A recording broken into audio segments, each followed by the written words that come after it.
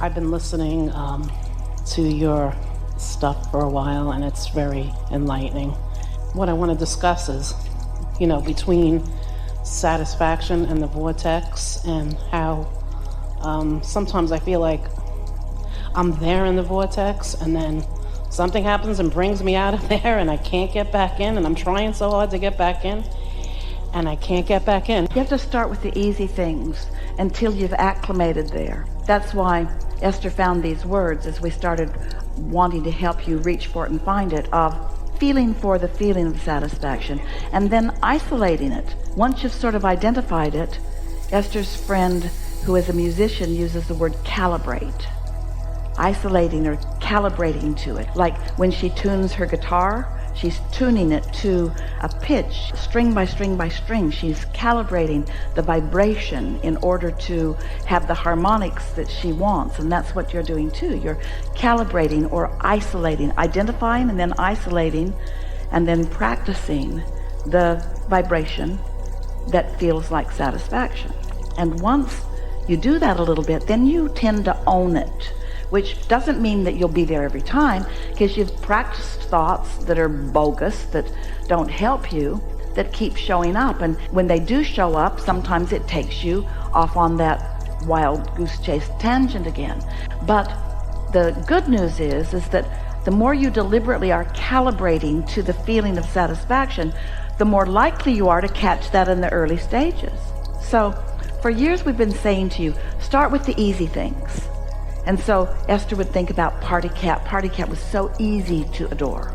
Or the treehouse that was the first building on the property that Jerry and Esther built. The treehouse was so easy to think about and feel satisfaction. So many treehouse stories, most of them about the construction of the treehouse.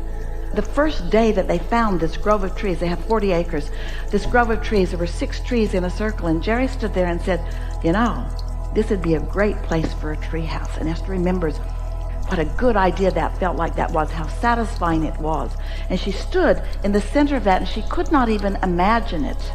And Jerry said, let's go get a ladder. So they took their Suburban, went over to the house that they lived that was off property, loaded a very long ladder on the roof of it. And Esther remembers trying to hold the ladder on the top of the car and not get caught, because it was about 3 blocks that they had to drive on public roads to get there, and having the success of getting that ladder over there. And then they lifted the ladder up and they put it up in the tree. And now when Esther stands at the top of that tree house and looks down at where the top of that ladder was, she laughs, because she felt like she was way high on that scrawny little ladder. And the tree house is 40 feet up there. So when she thinks about those satisfying moments, the treehouse took so long for those 4 men to build because they never wanted it to be finished. They liked so much being in those trees, and they liked so much creating this haven for Jerry and Esther. One day, after the treehouse was finished, a girl who lived in New Jersey, who was transcribing recordings for Jerry and Esther at the time, called. It was Thanksgiving Day. She said, what are you doing today? In her email. And Esther emailed back, it's Thanksgiving, it's just Jerry and me. We're going to eat our dinner. I've made a full Thanksgiving dinner, and then we're going to go to the treehouse and take a nap. And then her friend emailed back, and she said, I wish I had the technology, which lets you know how long ago this was. I wish I had the technology to send you a song. And then she wrote out the lyrics to Rockin' Robin. Up in the treehouse all night long, singing the song Rockin' Robin. So before Esther even saw the lyrics, she heard the song in her head. And she emailed back, got it, heard it, know what you mean. So Jerry and Esther had lunch, went to the treehouse, took a nap. Well, the wind was blowing, and the treehouse is on legs. It's not attached to any trees. So in the high wind, the treehouse was rocking. And when they awakened to the sound of the wind, the trees were full of robins. San Antonio is a corridor where the birds go south. And Jerry and Esther had not consciously ever seen one robin in the vicinity. And there were hundreds and hundreds and hundreds and hundreds of robins in that rockin' treehouse on that Thanksgiving Day. Well, that's a satisfying thing for Esther to think about. She said to Jerry, I'm glad you're here. No one will ever believe this story. No one would ever believe this story. And Jerry said, well, do you really care? You've had the experience?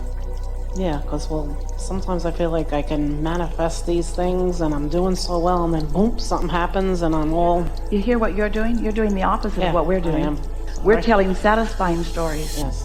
And Not you're telling satisfying. hard to be satisfied stories. You got to tell the satisfying stories. We got 1 million of them. You got time? And so do you. You have so many more satisfying stories to tell than you are telling. And you're not leaning toward them for no good reason. You could, because every morning when you wake up, you're more satisfied than not. If something happened 20 years ago, and you talked about it 19, 18, 17 years ago, 16, 15, 14, 13, 12, 9, blah, blah, blah, talked about it today, then you keep updating the vibration of it. Now, if it happened 20 years ago and you never talked about it again, it would have completely petered out. It would not be part of your vibration at all. It would not be part of your vibrational mix at all if you hadn't kept it active with your attention. Do you have computers? Do you have software updates?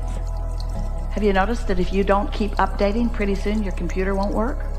It just becomes completely obsolete in this world today. And that's the way your beliefs that aren't serving you, if you didn't keep updating them, after a little while, they just wouldn't work in you. They just wouldn't be active. They would not be affecting anything if you would just not update them. So you may think, it's not true, but you may think, well, I'm not really updating them, but you have to be. You might think that your thoughts are thinking you, but that's not true either. It just feels like that because law of attraction is so active. You have more creative control than you are exercising. And when you start exercising it on the easy things first, you're going to start noticing a difference in the way your mind flows, in the things that come into your experience. You'll notice. Do you believe that you are the creator of your own reality? Yes. Do you feel good at it? Yes. Really? Well, until one of my kids drives me crazy with something. That's the truth. Someone will come along and disturb that, and it's like, wait a minute, what happened? Well, you don't seem like you believe that you are good at it. And the reason for that is because you're not being good at it right now. You're being lazy at it. Most everybody is, Esther too sometimes. Because it's easier to observe manifestations, to observe your kid driving you crazy or whatever. It's easier to observe that than to think something else. You're so used to turning on the television and letting it occupy your mind. You're so easy to letting whatever you're observing be the reason that you're thinking the thoughts that you're thinking. But that's not what you intended to do. You said, I will come, I will pick and choose, I will mold a vision, and I will adhere to that vision, and I will bring that vision about by my attention to it. I will focus my world into the reality that I choose. But most people offer most of their vibration in response to what they're observing. So if they have the good fortune of something good being in front of them, then they observe that and they offer a vibration about that. But if something not so good is there, they observe that and they offer a vibration about that. But now you're far enough down the road, you really understand this. You know that you create your own reality. And we want you to take away from this gathering that the better you feel, the better job you're doing of allowing the reality that you've created into your experience. And if you hadn't created a spectacular reality in your vibrational vortex, then you would never, ever feel negative emotion. If you ever feel negative emotion, it's because you've created something and you are defying it with this thought. Oh, let's say it stronger. You've created something, your inner being's all over it, the universe is gathering all the cooperative components, it's there ready for you, and you're focused in opposition of it. And so, we want to ask you, why would you do that? Doesn't that seem illogical? And the answer that you might give, it's a pretty accurate one, is because I've decided that I'm not good at this, or I've decided that I don't deserve this, Or I've decided that others might like it if they see me thrive. Or I've decided that thriving is evil. Or I've decided that thriving is hard. Or I've just been so trained into not thriving in this way and this way and this way that it's just easier not to thrive than to thrive. And we say, no, it isn't. It's much easier to go with the flow. That'd be like saying, I'm going to be on this planet, but I'm not going to let it spin in its orbit anymore. You say, good luck with that. Going to put a sky hook out there and slow it down? No, you're not. I'm on this planet, but no longer is food going to continue to exist on this planet. Yes, it is. The well-being is big. It's bigger than you are. You can't stop the well-being of this planet, and you cannot stop your own well-being. You can just pinch it off and make yourself unhappy for a little while, but you can't stop it, because sooner or later, mostly later, you're going to croak. And when you croak, you're going to flow right back into your well-being. And you're going to say, oh yeah, I remember this. We just don't think you should have to croak. We think you should be able to accomplish a vibration that matches it so that the thriving can be evident in your experience. And you can experience the satisfaction of thinking it and allowing it and then experiencing it. Thoughts turn into things. Ooh. Think about why you're here in this place that manifests. You get to find the thought, and you get to nurture the thought, and you get to take pleasure from the thought, and you get to be satisfied with the thought, and then you get to receive an impulse about the thought, and you get to follow the impulse, and then you get to witness the universe knocking itself out in order to deliver to you. Oh, how worthy you feel when you allow that, and how not worthy you feel when you don't allow that, you see. Nice to know, isn't it? Yeah. Yes. Sometimes I like to have that hard to get from here to here. You know what I mean? Not just hard, impossible. But you can get from here to here, and here to here, and here to here, and here to here, and here to here, and here to here, and here to here, and here to here, and here to here. It's going to take a while. Here to here, here to here, and here to here, and here to here. Or you can wake up here and not go over there. Could do that. Wake up here, and as soon as you're awake, reach for something satisfying, and then something else, and then something else, and then something else. Or you could wake up here. You always do. You don't know it because you have memory, which is just focusing on stuff that was before. So you wake up here, and then you remember that, then you remember that, and then you remember that, and then you're off and running, because law of attraction is relentless. It'll just give you more of whatever you're thinking about. But then you could meditate. When you meditate, you could focus on the sound of the air conditioner, or you could count your breathing. You could focus upon something that has very little thought content till you quiet your mind. And as you quiet your mind, your vibration will join that of your inner being. So you don't have to wake up and stay there. You could wake up and be in a satisfying place for a second, and then remember how you hate your life, or how you don't want to go to work, or how someone has betrayed you, or whatever game you're currently playing to mess with yourself. And then you could accidentally run into somebody that's tuned in, tapped in, turned on, and they could smile at you and make you remember that some people are happy, but it's not likely that would move you.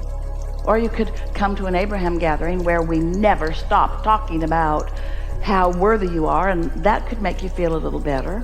But mostly, you got to wake up and maintain it, or you got to release thought to reaccomplish it. Once you get the hang of this, then it's a piece of cake, because you don't let yourself go too far away from that. But in the meantime, make it easy on yourselves. And the easiest thing you can do to make it easy on yourself is not asking one other person to be one other way than the way they are, because they're going to let you down every single time, because it's not their job to perform for your satisfaction. We know that feels wrong. Seems like they should all. My children should be born to make me happier. But they're not.